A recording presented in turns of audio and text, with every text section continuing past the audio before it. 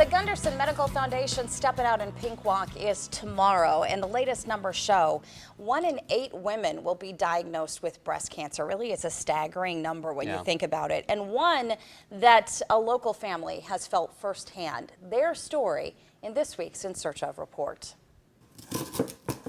Tricia was always the youngest, you know, and always the most spoiled.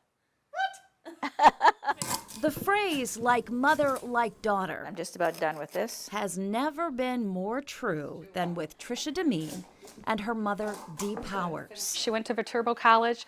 I also went to Viterbo College. She became a teacher, and eventually I became a teacher. So we have a lot of parallels in our lives. Living just 20 minutes apart, they see each other regularly I like to think of myself as Mom's favorite. I'm her favorite. and laugh often. I have 3 other children that probably will refute that.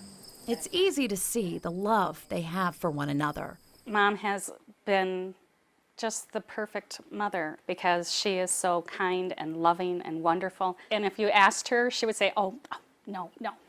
She's a very happy person. She's very, very giving. If someone needs help, she's the first one to say, I will help you. But in 2010, neither of these women knew just how much they would need each other. Mom had gone in for a regular lumpectomy because she had a history of lumps. I've had lots of them. I was not worried at all. They discovered that they indeed were cancerous. I was so surprised and so shocked. I didn't know what to do. When you are dealt with a life-threatening diagnosis, the last thing you want to hear is the phrase, like mother, like daughter. She found her lump, then I found my lump. Just a few weeks after Dee's diagnosis came Tricia's. I was at school, and I had told my students I was going to be getting a phone call, and it was going to be very important. And I remember walking out in the hall and taking that call and hearing that, and everything just disappeared because you're just all of a sudden faced with, oh my gosh, I have something that potentially could kill me, and all of this world that I've created here, everything that I've worked for will be gone. I was probably more scared for her because of the fact that she had many years to live, I hoped. And then I went in and I told my kids because they could see that I was upset, and I don't know, I guess I think I got it from Mom. Just that centering and saying, this is what I've got, and I know that you're going to be scared, but I'm going to fight this, and you're going to be there, and I don't know how I would have gotten through it without my students.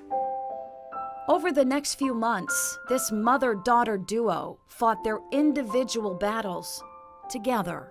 It intertwined so much. I was thinking about myself, I was thinking about Tricia. She had radiation, I had radiation and chemotherapy. She had the lumpectomy, I had a mastectomy. So anything you can do, I can do worse, not better. I can do it worse. That's right.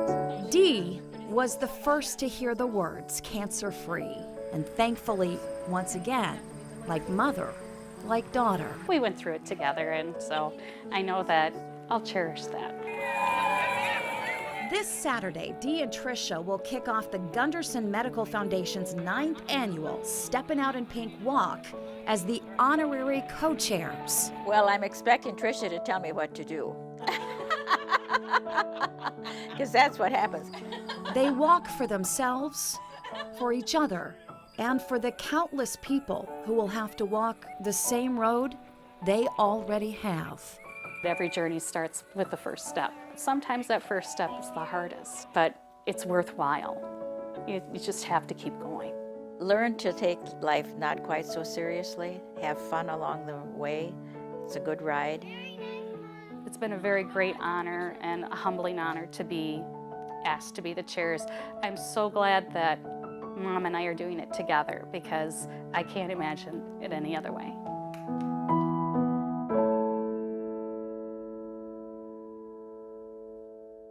They are quite the pair. It was really fun getting to know them. And both Tricia and Dee, here's the interesting thing, found their initial lumps through a self breast exam.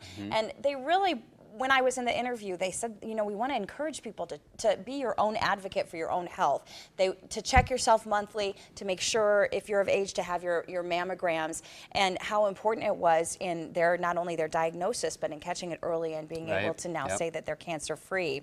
Now, the great thing is, if you would like to join the sea of pink that is going to be there tomorrow for Steppin' Out in Pink, it is not too late. You can go to steppinoutinpink.org to pre-register, but they also accept same-day registration as well. And I hope to see you there because I'm going to be there emceeing and doing a lot of things as well. So say hi if you come out tomorrow. And we also hope you'll get involved in News 8's Show Your Support contest as part of Steppin' Out in Pink. We're going to be giving away a lot of the pink gear that you see Lots on our of fun set. stuff. I mean, boy, if there's gear, it's I mean, we have it all here. We do. Umbrellas and cooking utensils and hats and coffee mugs and backpacks and pens and bracelets. All sorts. But all you have to do is enter or upload a photo of you wearing pink, and you can find more details on how to do that by finding us on Facebook. Just do a search for WKBT News 8 this morning. It's such a neat event. If you've never done it before, you know, people will come out for the first time every year and say, I can't believe how inspiring it is. You know, people walk for people they've lost. They walk for people who've survived, who are battling right now. And so it's just a really, really cool event. And I would love to see as many people out there as we can get. And I'm thrilled to report that the weather looks absolutely fantastic for this event. Good news.